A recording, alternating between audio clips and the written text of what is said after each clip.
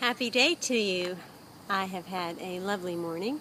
Actually, it's been a lovely couple of days. I had a most enjoyable, precious time with my little 3-year-old Chris last night, watching fireworks out on the pier here in Charleston at one of the parks. And what was so beautiful about that were several things. Number one is just watching him gasp and be amazed at the lights and the colors and the wonder that happens through the eyes of a 3-year-old. And it always takes me back to looking at, who was I in that place of being the 3-year-old and seeing how that felt and, how would I have behaved.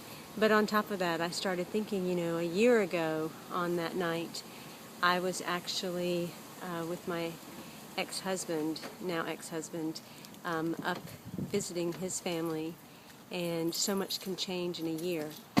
And it also made me think, what can happen, what will be a year from now, where will I be in a year, and where will I be watching the fireworks, and who will I be with, how will I be sharing that time. And that just lets us know that time changes and that there's so much in life that we can embrace, even in the change, allowing different parts of ourselves and different experiences to just move through very, very easily. And another one of those things happened this morning. I had received a Facebook request from a woman by the name of Patsy that had been corresponding for the last few months, quite inspired by the Rebel Road, and she was visiting Charleston and wanted to see if I would have time to get together. And her Aunt Mary was also visiting in town, and they invited me over for lunch. And so much of, to me, what life has to be about is connection and being open to meeting and sharing hearts. And so I very much looked forward to that and had a wonderful experience with Patsy and Mary.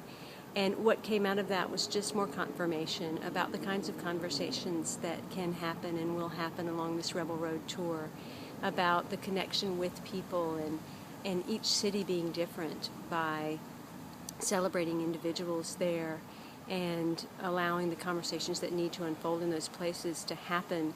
They each spoke of a daily YouTube video that touched and inspired them. Mary was inspired by one on releasing clutter as she made transitions and moves across the country and letting go of generational things that she had had for a very, very long time. And then Patsy spoke of how the video just from the other day, of how that doubtful side creeps up and what we're supposed to do with that in the midst of creation. And what comes from this is one very special point that I brought up today with them and that I'd like to share with you because it came out so strongly in our conversation, was when you are embarking on anything in your life, when you are seeking that passion, that so-called purpose, that pleasure that is to fill you completely up, I want you to understand that it has to be completely and foremost for you. Everything that I've done, especially when I began 1111 magazine, I was the one that needed to heal. I was the one that needed to work with my own thoughts, my own behaviors, my own actions, build my own life, find my own passion and purpose. And so every single word and every single phrase in those magazines, and at that time even on Facebook, they were things that I needed to hear, because there's only one of us in the room and we can only help ourselves. And when you dive into something and you really look at it in a way of, number one, what is it that I need to do? What do I need to do for myself to heal myself? How can I inspire myself? Then all of a sudden, your purpose and your passion will take on a new kind of energy.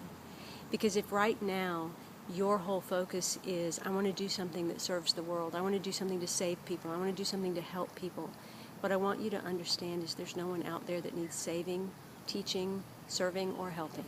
There's only you here. And with that in mind, you can't help anyone else. Only they can help themselves. What you can do, however, is you can be the example. And you can figure out what it is you need to inspire yourself. You can ask yourself the question, what is it that I desire to experience about myself that will inspire me? Because when you're doing something from an inspired place to inspire yourself without attachment to what it's going to do for other people, number one, it's going to have a lot of other luck and success and energy behind it to support you in having that manifest in an even bigger way. But on top of that, you won't get exhausted. When we are full out trying to help and serve and save other people, what ends up happening is we end up tired. So in this moment, sit with yourself and ask yourself, what experience of myself do I desire to create? What is it that would inspire me? What is it that I want to experience about me in the coming days, months, and year? And just create that. And when you do so, it will ripple out into the world in magnificent ways. I'm Simran Singh. I'm going to sign off for today. In love, of love, and with love. I'll be talking to you tomorrow. Take care.